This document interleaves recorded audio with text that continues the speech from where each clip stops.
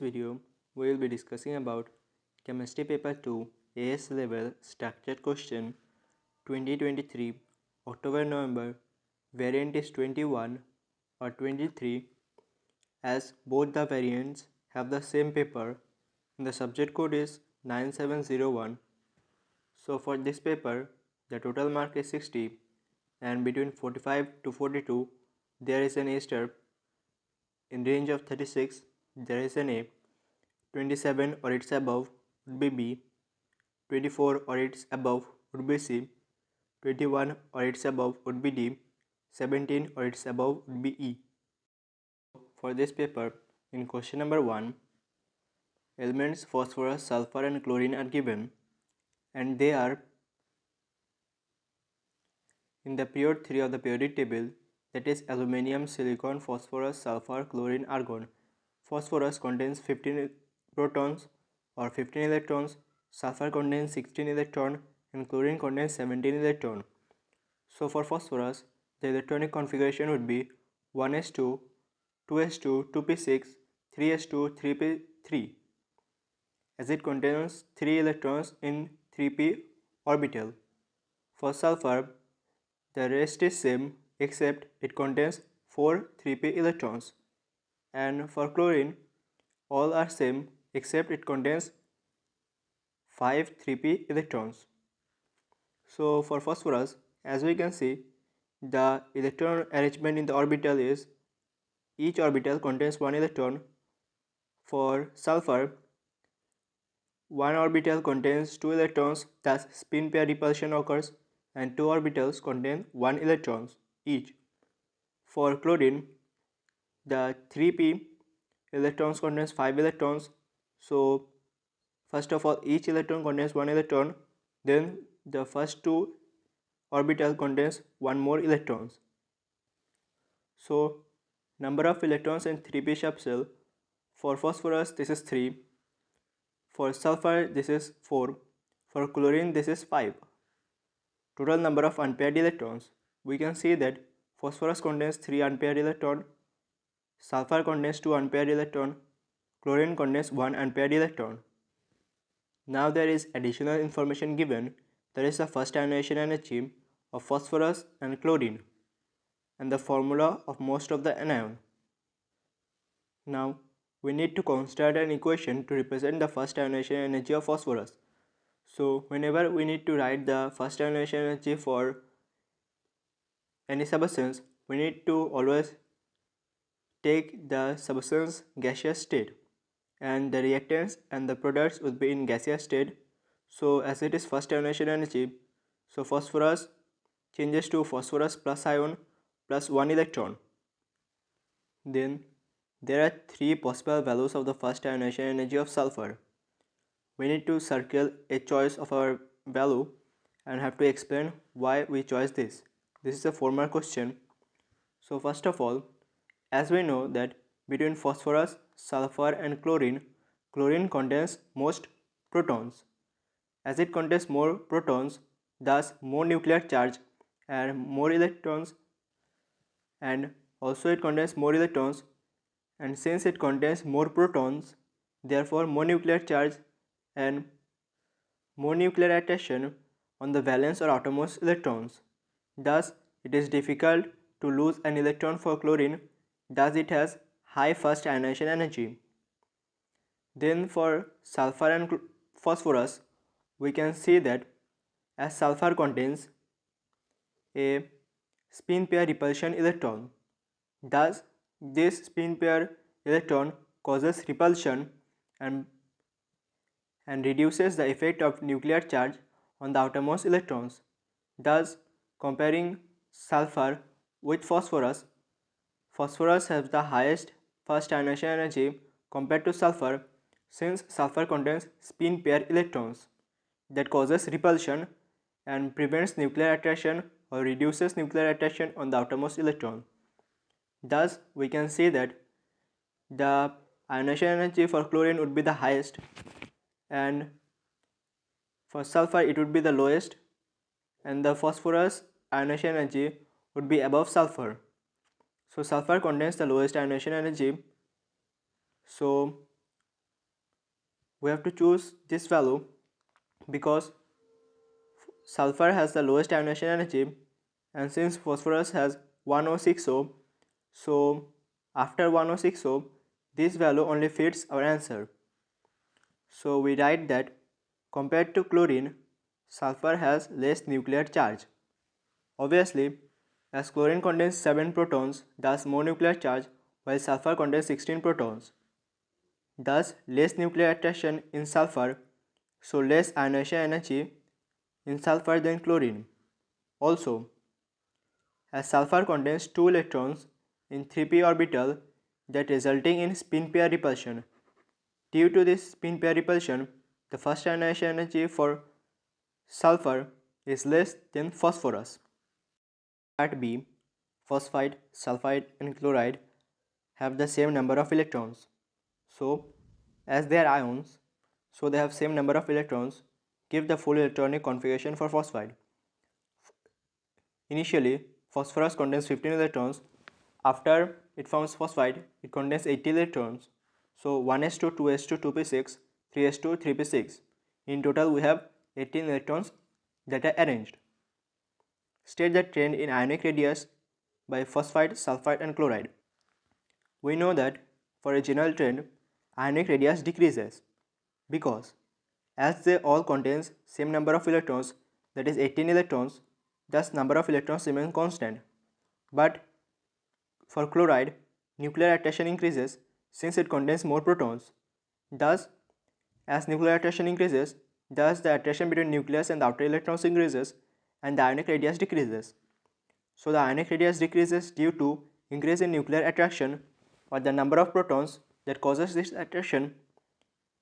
So nuclear attraction increases. Also, all phosphide, sulfide and chloride have the same number of valence electrons, so same shielding. Student does three tests on separate samples of NaCl aqueous. Complete table 1.2 with the observation that the student makes in each test. Test observation. Addition of few drops of bromine. Sodium chloride does not react with bromine since chlorine is more reactive than bromine. As we can see in the reactivity series or in group 7 of the periodic table, that fluorine, chlorine, bromine. So chlorine is above bromine. Thus, as we know that the reactivity increases up the group, that means chlorine is more reactive than bromine. So there would be no reaction occurs since bromine cannot displace chlorine from its salt solution. So no visible change. Then addition of few drops of concentrated sulfuric acid. Actually, in the mass screen, there is given that no visible change occurs, but as we know that sodium chloride reacts with H2SO4 to form NaCl, NaHSO4 plus HCl, NaHSO4 plus HCl. So HCl is formed, thus we can see fumes of HCl or white fumes. Though it is not given in the merge scheme and it is written that no visible change occurs. Then addition of a few drops of dilute silver nitrate.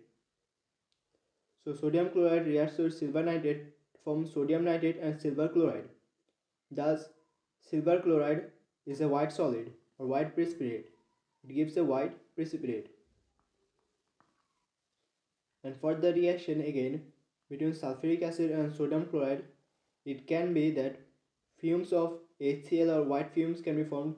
It would be correct since it is given in the book. Then POCl3 shows similar chemical properties to PCl5. So POCl3 gives same reaction as PCl5. POCl3 has melting point of 1 degree centigrade and a boiling point of 106 degrees centigrade. POCl3 reacts vigorously with water. So it reacts vigorously with water, forming misty fumes and an acidic solution. Explain how the information in D suggests the structure and bonding in POCl3 is a simple covalent. So it is simple covalent because it has low melting point and low boiling point, thus it has weak intermolecular forces of attraction or weak van der Waals forces of attraction. Since it has low melting and boiling point, so it has weak intermolecular forces of attraction or weak van der Waals forces of attraction. Then POCl3, as it reacts vigorously with water, that means it can be hydrolyzed by water. So vigorous reaction with water suggests that it can be hydrolyzed. Hydrolysis is the reaction with water and the condensation is the formation of water. Constate an equation for the reaction of POCl3 with water. So as POCl3 gives the same reaction as PCl5, and as we know that PCl5 reacts with water to form PCl5 reacts with water to form H3PO4 and HCl. PCl5 reacts with water to form H3PO4 and HCl. Similarly, POCl3 reacts with water to form H3PO4 and HCl. Then we have to balance this equation, and as it is a 1 mark question, so we don't need to give state symbols. Then POCl3 contains a double covalent bond. So as it contains double covalent bond, as it is clearly stated, between phosphorus and oxygen, so between phosphorus and there would be a double covalent bond. That means 4 electrons are being shared between phosphorus and oxygen. And as phosphorus contains 5 outer electrons, so as 2 electrons are shared between oxygen, so it shares 1 electron each with chlorine atom or chlorine. Thus, as it contains 5 electrons, so 2 electrons are shared between oxygen and rest of the 3 electrons is shared between chlorine. And as chlorine contains 7 electrons, so it shares one of its electron and we have drawn the rest of it.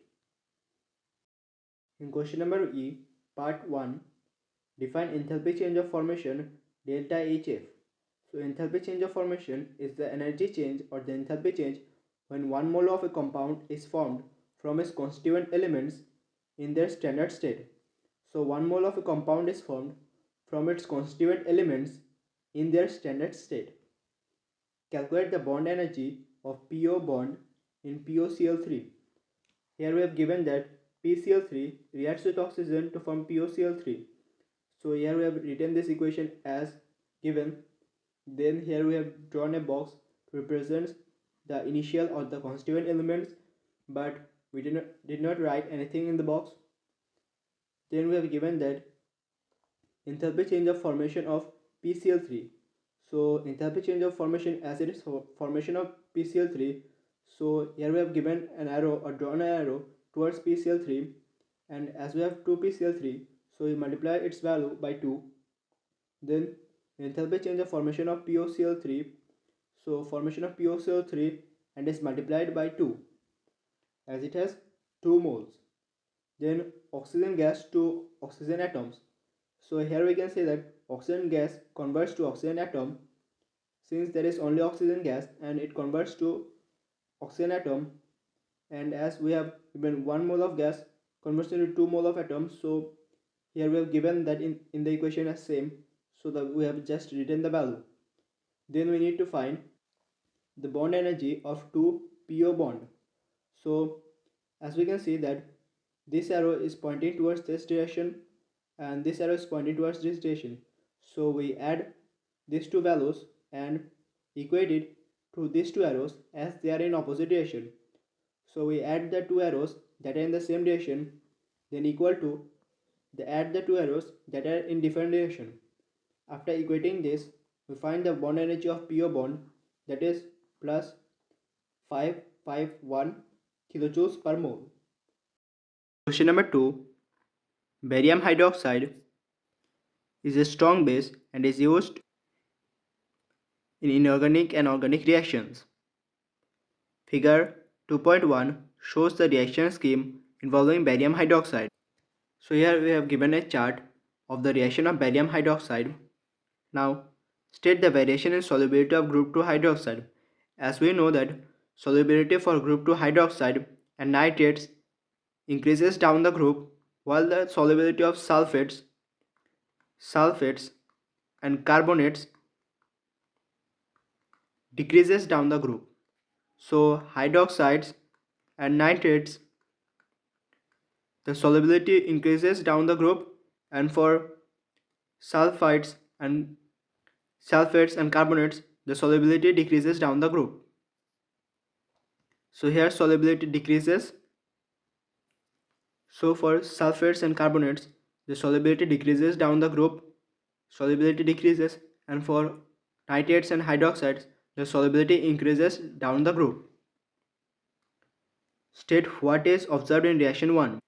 So in reaction 1, as we can see that barium oxide reacts with water to form barium hydroxide. Thus, as barium oxide is initially solid and it converts into aqueous, thus as we know that barium oxide is a white solid, or all group 1 and group 2 metals form white solid, thus white solid disappears. Suggest a reactant for reaction 2. So barium hydroxide reacts to form barium carbonate and water. As it forms carbonate, that means it reacts with carbon dioxide. So barium hydroxide reacts with carbon dioxide to form barium carbonate and water. And suppose if barium hydroxide reacts with calcium carbonate, then it would form calcium hydroxide plus barium carbonate. But since it only forms carbonate and no further hydroxide and just forms it water, thus barium hydroxide reacts with carbon dioxide to form barium carbonate and water. Identify A. So barium hydroxide reacts with ethanoic acid to form A and water.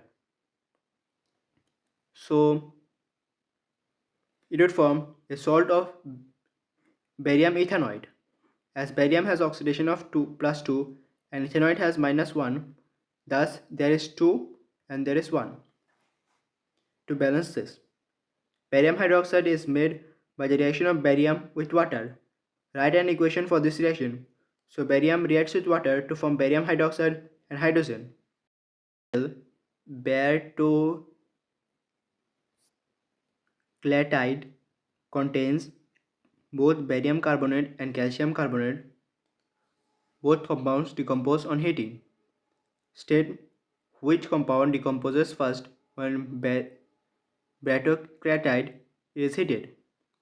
So as we know that the barium carbonate and calcium carbonate, barium is here and calcium is here, and this is group 2. So for group 2, we know that the thermal stability increases down the group. Down the group, thermal stability increases.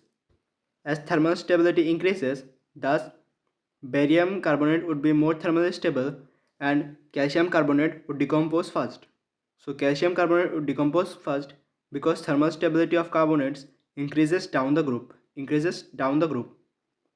Constant an equation for the complete thermal decomposition of bertoclatide. The formula of bertoclatide is BaCaCO32. So this compound decomposes to barium oxide, calcium oxide and carbon dioxide.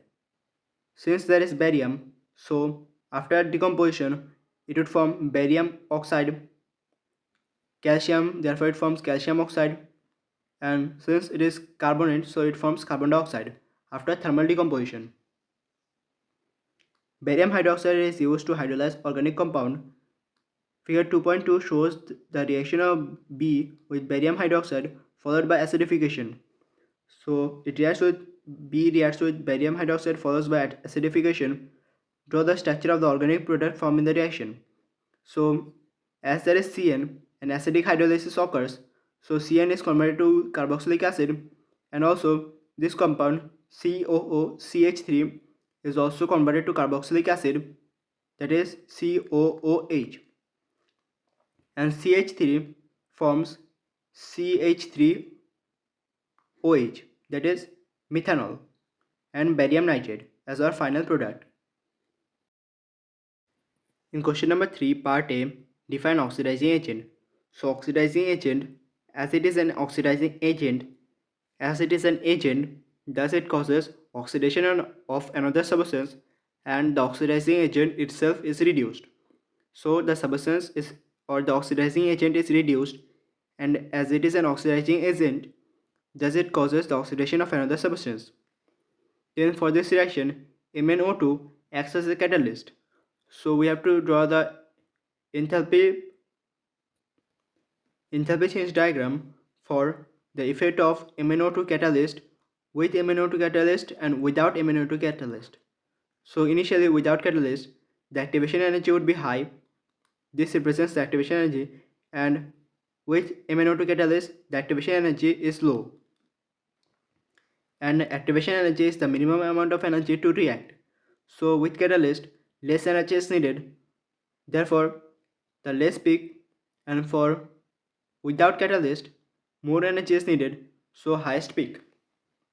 Then explain why the reaction is described as disproportionation reaction. So as we can see that the oxidation of state of potassium remains the same, while for chlorine we can see that initially it is plus 5 and after it becomes plus 7 and negative 1. Thus chlorine is both oxidized and reduced. Since it is thus described as disproportionation reaction while a substance is both oxidized and reduced. You can write the oxidation state to make the answer a quite bit longer, but since it is 1 mark question, so this would be correct for this 1 mark. Given a reaction KClO3 melts at 650 Kelvin. So KClO3 melts at 650 Kelvin. At this temperature, both carbon dioxide and water are gases. Use ideal gas equation to calculate the volume of 1 mole of gas at 650 Kelvin and pressure is given. So since it is an ideal gas equation, so we have to use PV is equal to nRT, where we have given the pressure, that is 1 into 10 to the power 5. We need to find the volume of 1 mole of gas. So we need to find the volume and the value of N. Since we have to find the volume of 1 mole of gas, so the value of N is 1. The value of R is given at the end of the data booklet, that is 8.31, and the temperature is 650 Kelvin. Therefore, the value of V would be, after calculation, 0.0524 after simplifying. Then 5 gram of glucose reacts completely with molten KClO3. Use your answer in D1, that is this answer, to find the total volume of gas released at 650 Kelvin at the given pressure. So we have to use this volume to find the total volume of gas that is released. We have given the volume for 1 mole. Here we have given the volume for 1 mole. Now we need to find the total volume. That means we can see that there is total of 12 gases. Since carbon dioxide and water exist both as gases, so there is 12 gases. So we need to find the volume for 12 gases. But here we have given the mass of glucose, so we need to first find the number of moles of glucose. Since we know the number of moles of glucose, and 1 mole of glucose reacts with 12 or forms 12 mole of gas.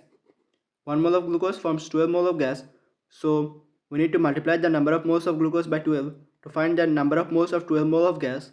Then, as we know the number of moles of gas for one gas,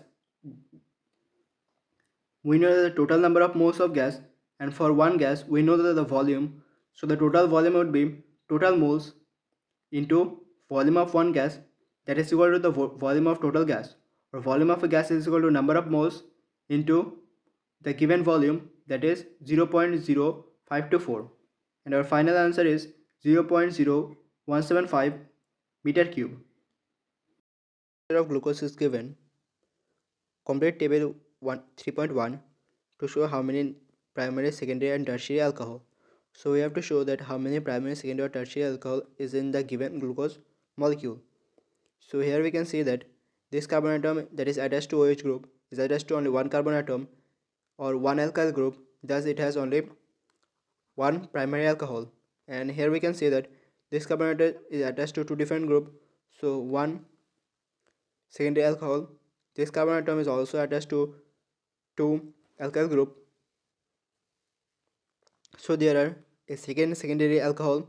Then this carbon atom is also attached to two different alkyl group, thus there is three secondary alcohol, and this carbon atom is also attached to two different groups, thus there is four secondary alcohol. So four secondary alcohol, and there is no tertiary alcohol. Then separate samples of aqueous glucose is tested with the reagent shown. We need to give the observation, and whereas no reaction occurs, we have to just write no reaction. So acidified KMnO4 usually causes oxidation. Acidified KMnO4 is warmed. Acidified KMnO4 is added to this solution of glucose and then warmed. So as acidified KMnO4 causes oxidation, so as there is an alcohol, so it causes the oxidation and the alcohol is converted to aldehyde, and if further oxidation occurs, then it would convert to carboxylic acid. But since there is a ketone, so there would be, since there is an aldehyde, so it would also be oxidized to carboxylic acid. So solution of KMnO4 changes from purple to colorless. This is actually aldehyde since there is COOH group. It is COH group, thus it is an aldehyde, not a ketone. If it is CO just, then it would be ketone, but this is aldehyde. Then Felling's reagent. Felling's reagent usually changes color from red or orange and forms red-orange precipitate when there is an aldehyde. So as there is aldehyde present, so Felling's reagent would causes the oxidation of the aldehyde and red-orange precipitate is formed. Then alkaline aquacidin. Alkaline aquacidin changes color when there is methyl, that is CH3 CO group, or any CH3 COH group. That means methyl ketone or methyl hydroxyl group. But since these two groups are absent here, so there would be no change with aqueous iodine. Then define structural isomers. So structural isomers have the same molecular formula but different structural formula. Since it is a structural isomer, so it has different structural formula but it has same molecular formula. In question number 4, part 1, give the synthetic name of D. So here we have drawn D in a simplified form. So to give its name, it is METH pro but. So it is butene, and we have to count from the complex group or complex group that is more complex, that is here it is double bond, so but 1 in, and there is methyl group, so 3 methyl but 1 in, so 3 methyl but 1 in. Then explain why C and D do not show geometrical cis-trans isomers. So here we can see that C and D, we have drawn C and D in structural form, and as we can see that for C, the double bonded carbon is attached to two same group, that is CH3 group, and for D, the double bonded carbon is attached to two hydrogen, that is the same. Thus one carbon of C double bond is attached to same group for both C and D. Thus as the double bonded carbon is attached to two same group, so no cis-trans isomer would form.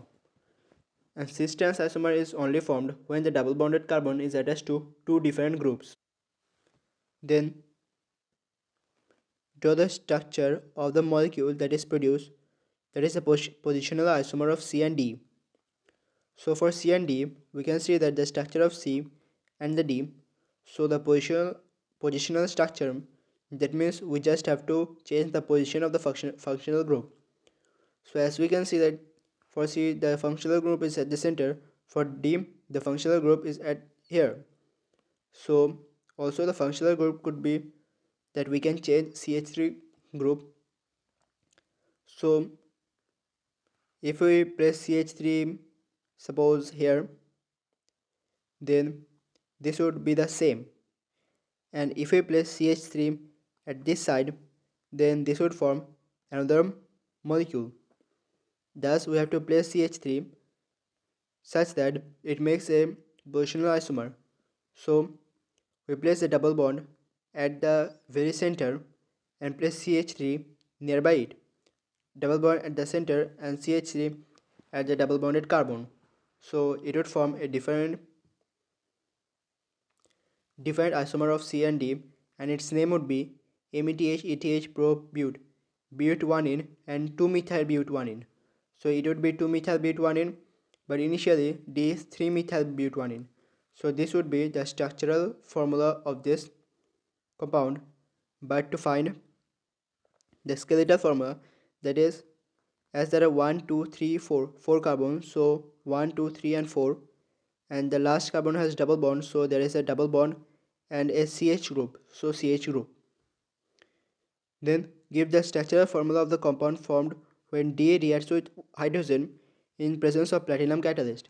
So compound D reacts with hydrogen, that is D reacts with hydrogen to form an alkane.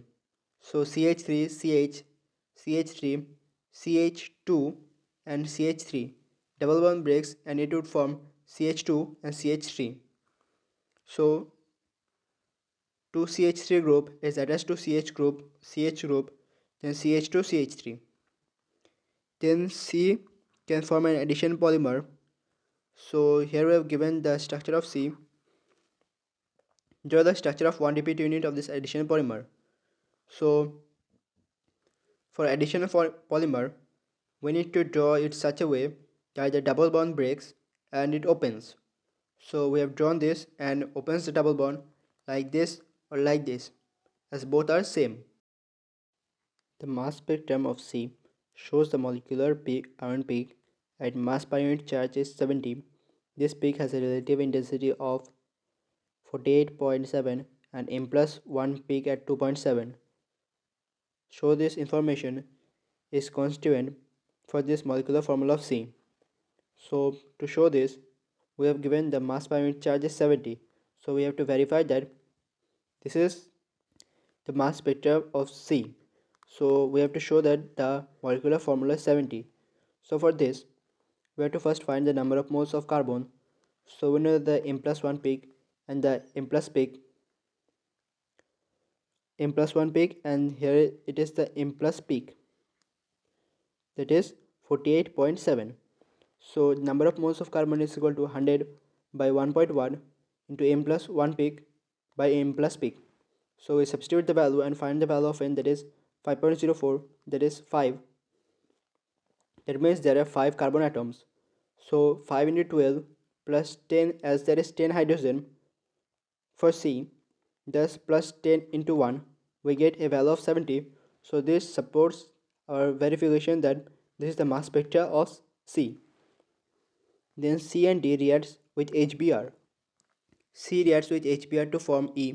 So here we have to draw the mechanism. So since there is a double bond, so the curly arrow is from the double bond and to the positive ion or delta positive ion, that is hydrogen, and its electron is transferred to bromine. Thus it has two lone pair and there is a positive charge, there is a negative charge on bromide. So an arrow from the electron and towards the positive charge. Then this is the final molecule. D reacts with HBr to form F. So we need to draw the structure of F.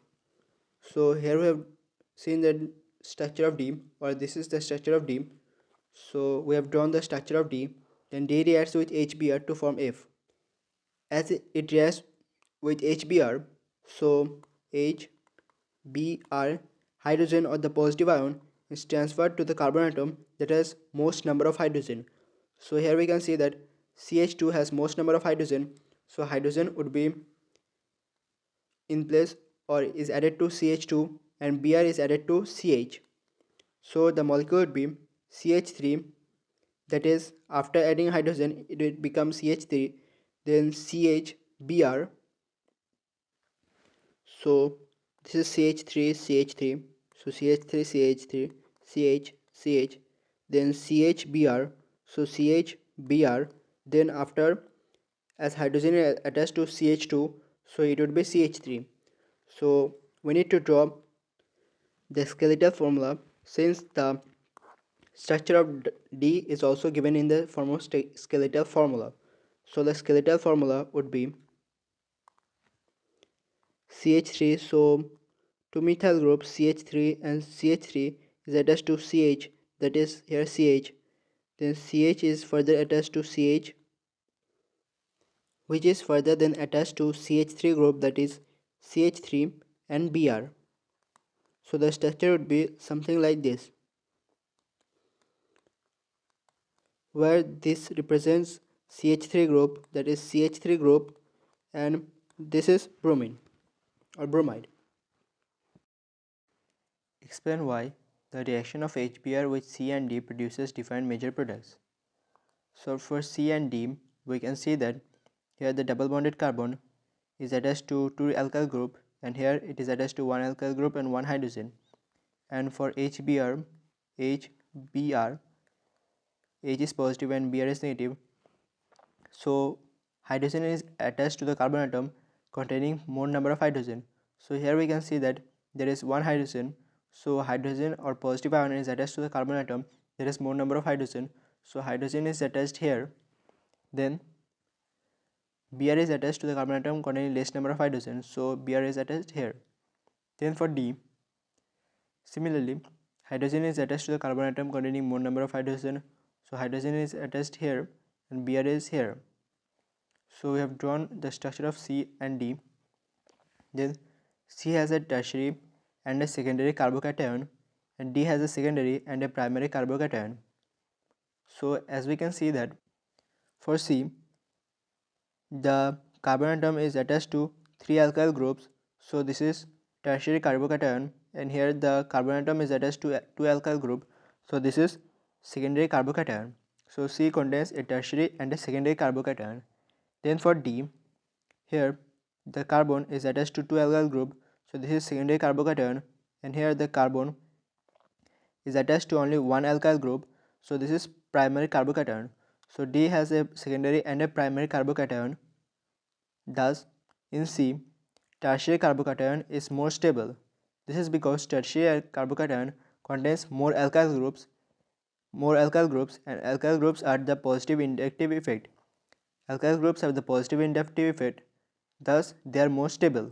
You have to learn this, that as alkyl groups have the more inductive effect or positive inductive effect, therefore they are more stable. As we can see that this is primary carbocation, and since it has one alkyl group, so it has a less positive inductive effect. Then it is secondary carbocation, it has two alkyl group, so slightly more inductive effect. Then here we can see this is tertiary carbocation, since it is attached to three different alkyl groups, and there is higher inductive effect. So the inductive effect is greater in tertiary compared to secondary and then compared to primary. And for this above reaction or the reaction set of reactions, we can see that C is converted to E. So C is an alkene, and alkene is converted to a molecule that contains Br and an H extra. So this is the reaction with HBr. Reaction with HBr produces E from C. Then E to J. So E forms J. So we don't know what is J, so we ignore this for this time. Then from C to G plus ketone. So here ketone is formed and G is formed. So here we can see that the double bonded carbon is attached to two different groups. So this would form a ketone, and the double bonded carbon, here the double bonded carbon is attached to one alkyl group and one hydrogen. So this would be acid. So acid is formed and then ketone is formed from this. Thus this would be reaction with hot concentrated acidified KMnO4, because when alkene reacts with hot concentrated acidified KMnO4, the carbon atom that is attached to two alkyl group forms a ketone. The carbon atom that is attached to one alkyl group and one hydrogen would form carboxylic acid, and the carbon atom that is attached to two hydrogen would form carbon dioxide. So here ketone and carboxylic is formed. Therefore alkene is converted to ketone and carboxylic acid. Thus this is the reaction with acidified KMnO4. Then the reaction of G plus J produces H. Here we can see that COO group, thus this is an ester. So as an ester is formed, so this reaction is esterification reaction, and for esterification reaction we need concentrated H2SO4 as a catalyst. Concentrated H2SO4, so we need concentrated H2SO4 as a catalyst for the reaction to form esterification reaction or to form ester from carboxylic acid and alcohol. And as we know that from above, G is a carboxylic acid that is formed from the carbon that is attached to one hydrogen and one alkyl group. So G is a carboxylic acid, so J must be an alcohol. So here J is an alcohol, so J is alcohol. Now this Br compound or the that is found from the C and E, so this is converted to alcohol. Thus Br is replaced by OH group. So as Br is replaced by OH group, that means it is nucleophilic substitution reaction, and we use NaOH or sodium hydroxide aqueous for this reaction to occur.